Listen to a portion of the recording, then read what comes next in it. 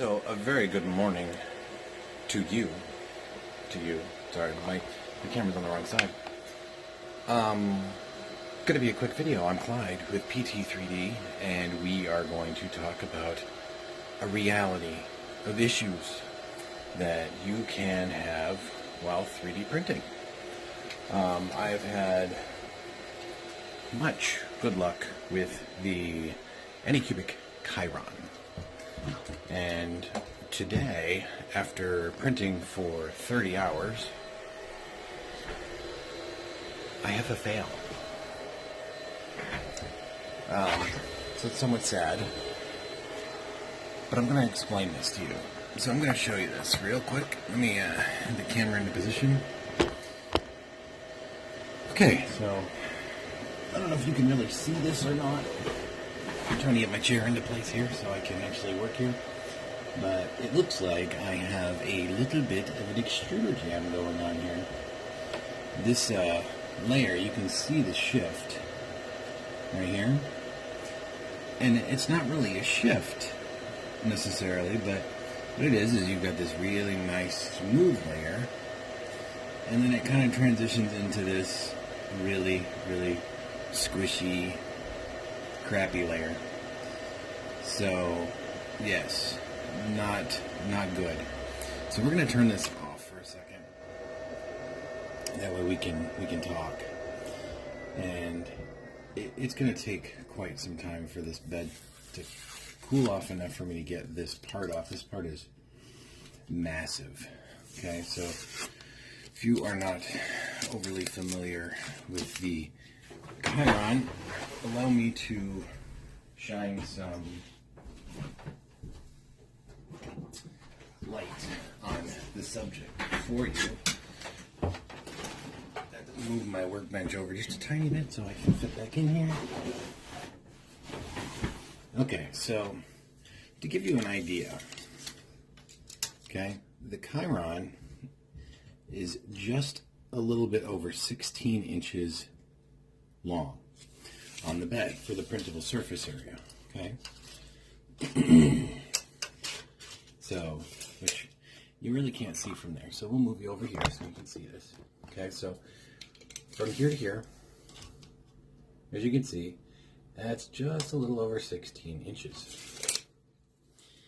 So a print like this on the Ultra Base is probably going to take a little bit of effort to get off. So what we can try to do in the interest of showing you, since it's a failed print anyway, is you could use a chisel on something like this. I don't recommend keeping your hand anywhere near this, okay? Because when you're going like this, if you accidentally pop it, you're going to end up like smacking yourself in the finger, and that would be bad. So I'm going to show you how you can do it, but I don't necessarily recommend it. Now you can also use this in conjunction with the scraper, like the paint scraper. So what you do is you just kind of just tap it, little tiny taps. That doesn't take anything major, just a little tap, and then you just kind of lift up. See that? Boom, just like that. And that's the safest way to do it. And then ideally, it would continue on, but this is actually 4 pieces, so we'll get back to this. So we'll continue on. And again, just very lightly tapping it, keeping the blade up against here. You don't want to cut the Ultra Base, so, and then again, just enough underneath there that you can just kind of lift up, and it's going to do most of the work for you. See? Just like that. So we got the other part. My son is not going to be impressed. Oops. See? That's why my hand wasn't behind it. And these are actually 2 pieces here. These are supposed to be the horizontal surfaces on my thing. So real quick, let's talk about the print itself. We'll try to tilt the camera here. For starters, when I printed this, I did it wrong. Okay, this is actually going to have a can kind of see where it was going. You see how it's got that curve to it? Well, this curve continues all the way up here. This is supposed to be a quarter pipe for my son's fingerboard half pipe that I'm making him. And I did the orientation wrong. I actually printed this flat thinking, oh, it's going to be easier. But what I really should have done was print it like this. Because you're going to get a much nicer curve. Because when you do it like this and you're curving it upward like this, you're going to get these steps, which I think you can probably see on the camera. Yeah, there you go. You see those steps? So those are not smooth, okay? So if you take like a pair of pliers, you hear that kind of a washboard sound effect? So I was going to let the print run anyway because I thought, you know, I can smooth this out, I can fill it in with stuff and make it work. So it wasn't going to be a big deal. But it failed, so it doesn't matter. And again, this is the, you know, the flat part, which would have been just kind of connecting the two quarter pipes, those things together. So, but we don't have to worry about that now because it failed. So now I'm going to show you something that is not such a happy thing. And you have to forgive me because I don't know if this camera view is going to work very well. But a good indicator of there's two possible problems I've got going on right now. Okay, so in here, which I don't know if you can see that. There you go. Yeah, you can see that. Get a pointer device right here. Okay, this is where the extruder is. Okay, this is on the Bowden system. So you see all this flake, all this powder? That's filament. That's not good. That means that the gears have been grinding into the filament for quite a while based on the look. So this is something I'm going to have to take apart and clean. Typically when you get this, it's because the extruder actually has pretty good traction. And it's trying to push that filament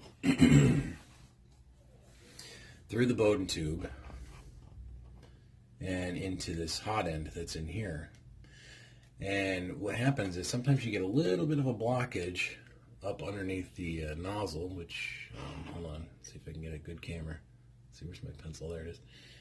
And when that happens, it usually happens kind of right here in the heat block, which we'll get down low so you can kind of see that. Right here in that heat block. Okay, this is typically where that you know, the blockage is going to occur. It's where that Bowden tube comes down and meets right about here where the top of the nozzle threads are. And what happens is a little bit of filament will push in to that little Bowden tube, or what can happen is it'll fill up this area in here and go up to this spot here called the heat break, which is where the heat block and the extruder assembly are, which is like, this is kind of like a big heat sink, which is, like I said, it's a heat break. There's a spacer in here that I call a throat or whatever, but it's all kind of part of the heat break. So the heat here dissipates going up, and then there should be very negligible heat in here due to the fan. So what has happened is at some point some of that filament got crusty enough that it was preventing the majority of the filament from coming out, and as a result we have big mess. So we're going to have to fix that. But this is kind of the sort of stuff that happens on printers. It's frustrating, but don't give up just because things like this happen. This printer has been running fairly close to flawlessly for